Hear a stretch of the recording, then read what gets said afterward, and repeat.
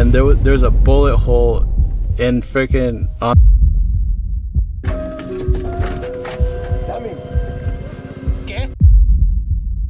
So you just take your lanes as you're coming into the border queue. It's pretty simple.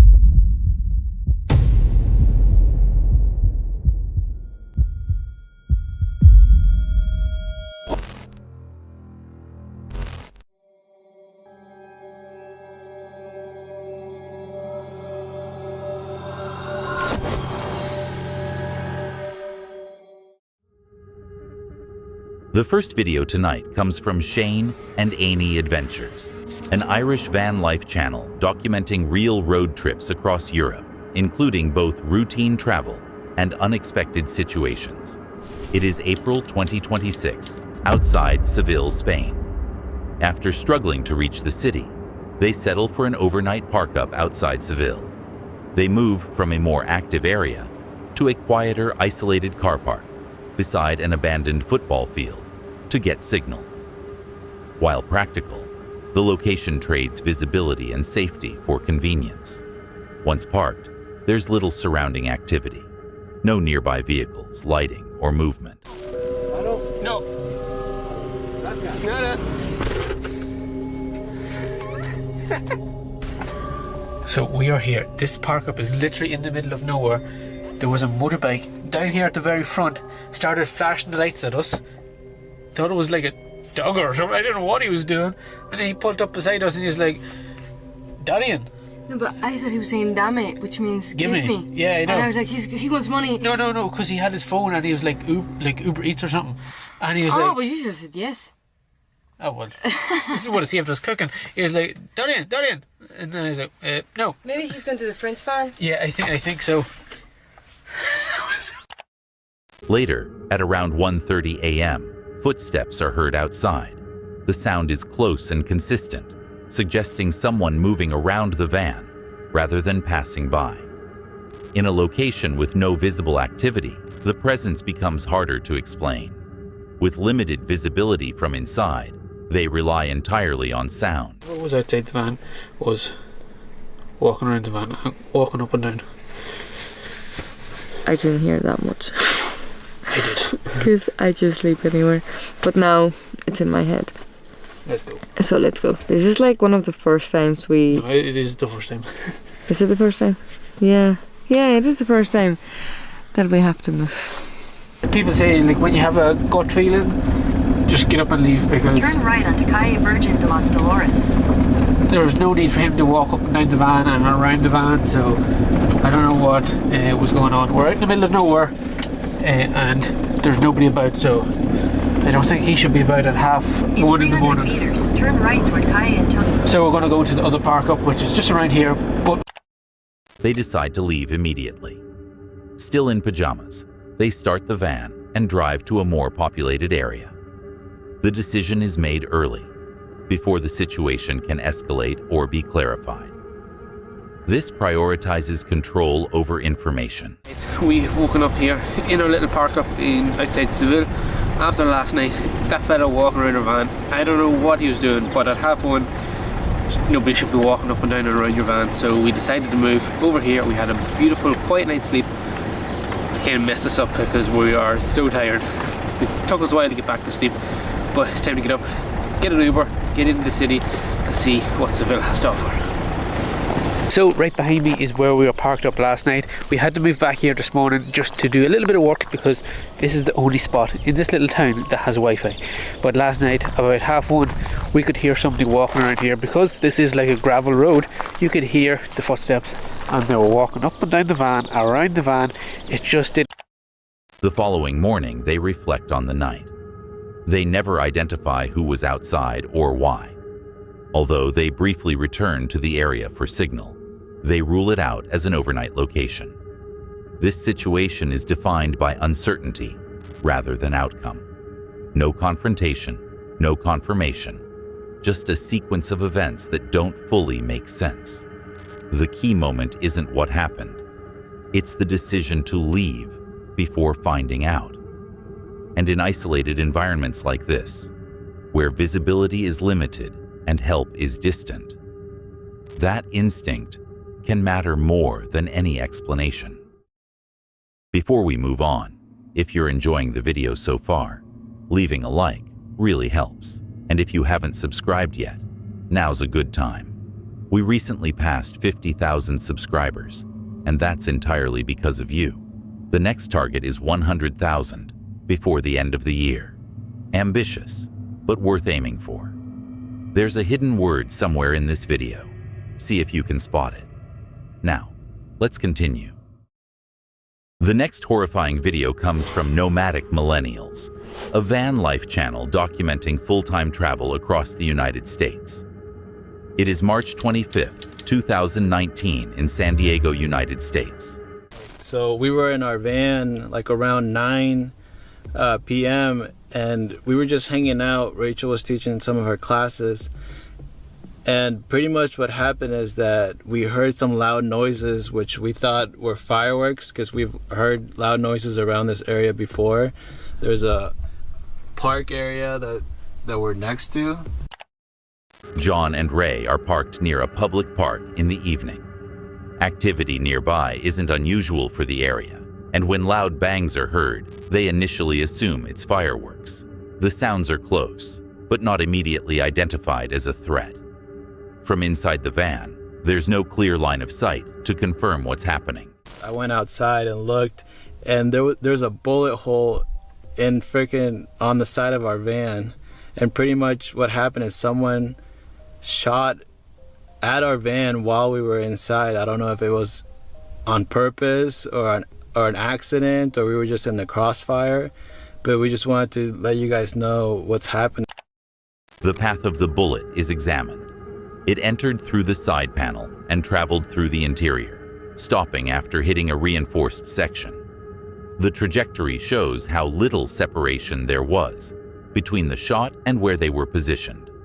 In a vehicle environment, there's minimal protection. Most surfaces are not designed to stop impact. We've never felt not safe here up until yesterday, which is the weird part. I mean, there's a lot of different factors that make us believe both ways that it was an accident, and there's a lot of different factors that make us believe that it wasn't.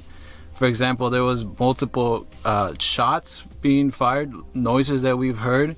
So to us, it doesn't seem like it would just be like an accidental.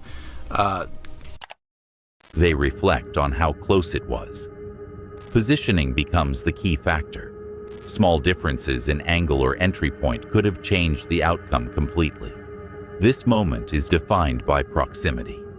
There's no warning, no escalation, just a sudden shift from normal to dangerous. The van offers mobility, but very little protection. And situations like this highlight a reality of van life in public areas. You're exposed to everything happening around you, even when you're not part of it. The next chilling video comes from Desert Point Adventures, a US-based channel documenting off-grid camping and remote wilderness exploration. It is July 28, 2022 in Coconino National Forest, Arizona, United States. The couple sets up camp several miles off main roads. The location is intentionally secluded. No nearby camps, minimal traffic, and limited access routes. The terrain includes open land, scattered structures, and water tanks, but overall visibility is wide and unobstructed. Isolation here is deliberate. To me, it sounded like somebody playing music from their phone. Yeah, phone or like a personal speaker. We already had hiked down that road to do the geocache, and there was, no campsites, no people, and the road just dead ends. While hiking, music is heard in the distance. The sound stands out immediately. In open environments, audio can travel far, but without visible roads or people, the source becomes difficult to place. The mismatch between what's heard and what's seen is the key factor. And then not too long after, Doug was just outside and we heard music playing in the distance, and we thought it was really odd because there's no other campsites around us. We didn't see anybody come down our road, and it was just strange. And then we kept hearing the music kind of getting closer, like it was walking to the side of us, but like closer. I don't know. It was weird. We got sketched out, so we moved, and now we're here, and it's really pretty. The dogs are running. The other thing about the music was you would hear it, and then it would stop, and it was like someone, to me it sounded like somebody playing music from their phone. Yeah, phone or like a personal speaker. And it was like butt rock or country music playing. And it would play for like maybe 40 seconds, and then it would stop. And the next time it would play, it would sound like it was closer, and then it would stop again. Like it was just weird. Like the first time we heard it, we thought maybe somebody was singing really loud, like further away. But then when we started hearing it get closer, we were just like, that's weird. They reassess the surroundings. No nearby movement, no lights, and no visible approach routes. The environment appears unchanged, despite the repeated sound. This reinforces the inconsistency. Back on relatively rough road. You know, obviously Jeep people, side-by-sides, they're gonna be coming through the main road, but then we took a side forest road, just a dead-end road that ends at a tank. You know, it's probably for just the rancher, whoever is leasing that land, to get back to their livestock. So really, yeah, was absolutely no reason for someone to come from there. We already had hiked down that road to do the geocache, and there was, you know, no campsites, no people, and the road just dead ends. And then when I looked at our maps after the situation, on the map there was no other road within a half mile of us, and no trails in the area either. So that it just doesn't make sense how someone was there, but right by our campsite. And everything I've learned from true crime, because I love true crime, if you get a weird feeling, you leave. No. Listen to your gut. Shout out to crime junkies. Be weird, be rude, stay alive. In a few hours, we have to head to Sedona. I have a engagement photo shoot there tonight. Hopefully it won't rain. It probably will. The couple's coming from Vegas, and this is the only day left that they can do the session. So hopefully, if it rains, it's fine. I just don't want lightning. So we'll see how it goes. The road ends in a dead end. Access is limited. Anyone nearby would have had to pass them or be visible at some point. The continued absence of a source keeps the situation unresolved. The sound exists, but the origin doesn't. This encounter is built on contradiction. Clear, identifiable sound with no visible source. Each element can be explained on its own. Sound travel, terrain, distance. But together, they don't fully align. And in open, remote environments like this, where visibility should match what you hear, that mismatch is what makes the moment unsettling. The next shocking video comes from No Limit Van Life, a UK-based van life creator focused on realistic day-to-day living, including security and stealth parking. It is October 21st, 2023, at an urban parking spot in the United Kingdom.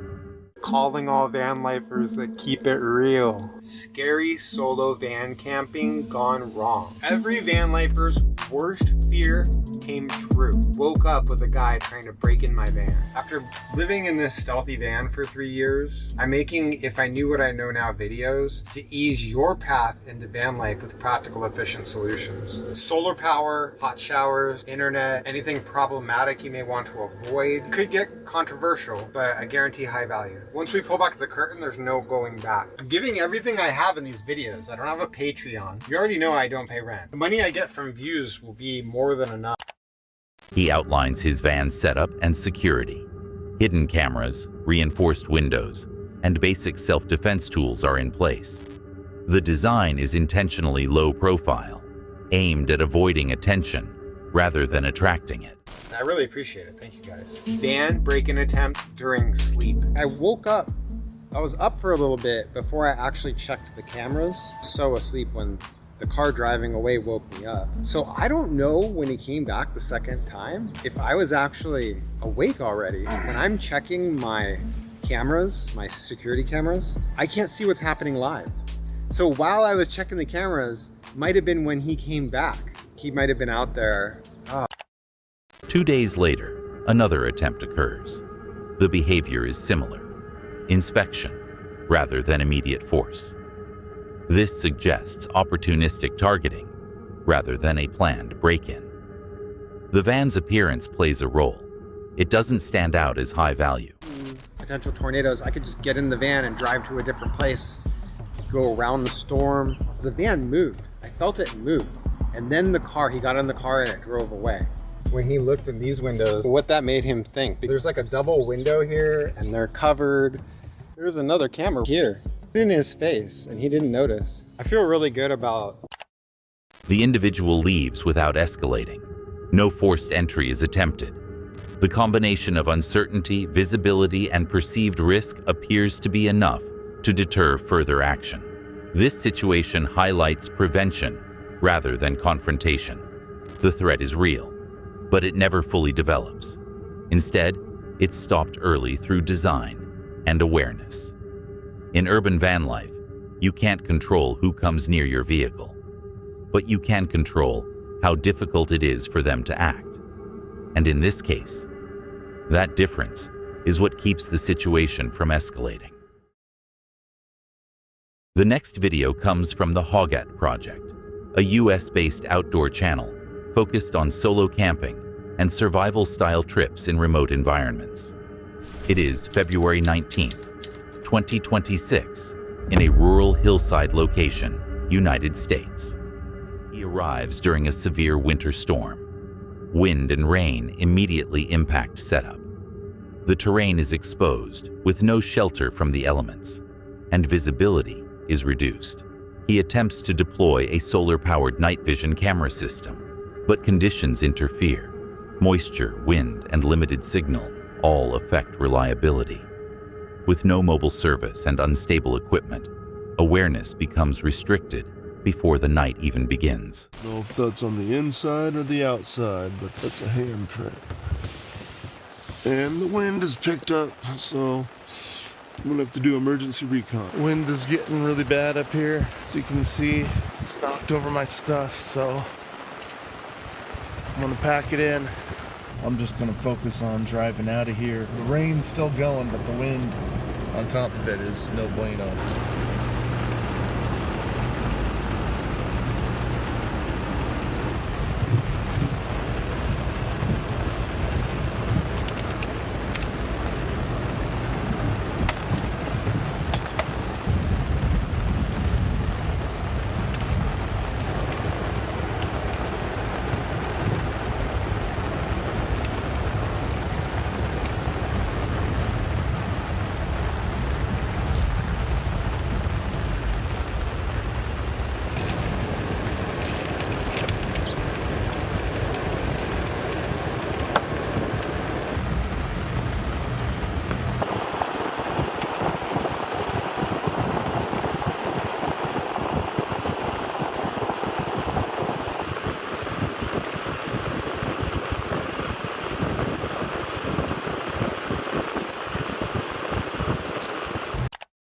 Conditions worsen. Strong gusts begin knocking over gear, forcing him to prioritize safety over monitoring. He retreats from the hillside, leaving the camera system behind and effectively losing visibility of the area. At that point, he's no longer observing, only reacting. This situation is driven by loss of control. The environment limits visibility, disrupts equipment, and reduces awareness step by step. The handprint stands out, but it isn't followed or confirmed.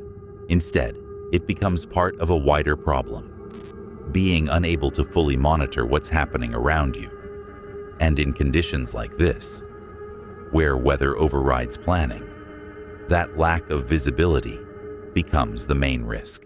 Before we get into the next clip, around 70% of people watching aren't subscribed. We're working toward 100,000 subscribers by the end of the year. And if you're enjoying the video, hitting subscribe really does help. All right, let's get back to it. The last video of the night comes from A New Life in the Van, a UK-based van life channel documenting travel across Europe, focusing on practical experiences and day-to-day realities on the road. It is November 25th, 2024 in La Linea, near the border with Gibraltar, Spain. The couple finishes their stay at a marina campsite. They complete routine tasks, emptying waste, refilling water, and preparing the van before moving on. The setting is open and calm, with clear visibility and a structured environment. However, attention shifts toward the upcoming border crossing, where unfamiliar processes introduce a different kind of uncertainty. See that guy that literally just came in front of our car? That happens very often. So don't get scammed by this kind of thing. He'll probably try and tell you that you can't go in. He'll try and give you try and tell you you've got to pay some money. But you don't have to pay these people anything. They're not official. Just drive straight past. Don't pull your windows down, nothing. Just keep going. We're in the queue now. We don't need to go through customs. We haven't got anything to declare. There she is, the beautiful rock. We're probably not going to film this because they won't be very happy. So what happens is you go through the Spanish aduana, which is the Spanish customs, and then just along there where you can see where it's green, you're going into the Gibraltar area. So you're going to show your passport twice. So if you are a pedestrian, you'll cross through here and you'll go into there, into the Gibraltar customs area, which will take you out down there. And you'll be able to walk across the runway straight down towards Casemates and the centre of Gibraltar. They proceed through the crossing. The process is straightforward once inside the official area. Passport checks, controlled entry, and visible structure. The contrast between unofficial interaction and formal procedure becomes clear. This moment isn't about danger. It's about awareness. Nothing escalates and no harm occurs. But the attempt is there, and when traveling through unfamiliar areas, especially near borders, uncertainty can be used to create pressure. In this case, the outcome comes down to a simple decision: not engaging and continuing forward. And sometimes, that's all it takes to avoid a situation entirely. We appreciate you for watching. If these creepy encounters gave you chills, hit that like button and subscribe so you don't miss the next drop. There's always another mystery waiting just around the corner.